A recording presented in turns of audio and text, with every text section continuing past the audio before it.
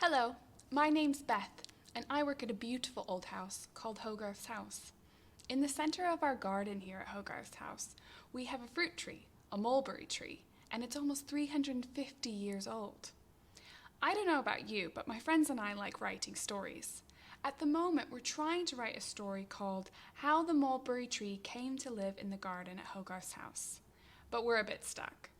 We have writer's block, and we think we need your help.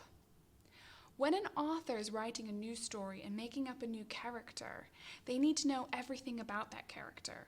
Not just its name or a few adjectives to describe that character. They need to know how it will behave, otherwise they can't really write it into their story.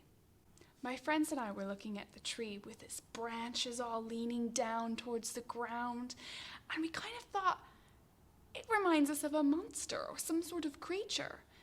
And if its branches were arms, it got us thinking, what would its legs be like?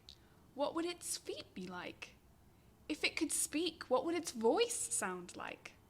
These are the sorts of questions that an author needs to ask themselves when they're writing a new character. We think we don't know our mulberry tree character well enough yet to write our story. This is where we need your help. I'm going to ask your teacher to put you in groups. In your groups, you'll need an exercise book, a pencil, and some string. Your first job is to find the oldest tree in your school grounds or nearby.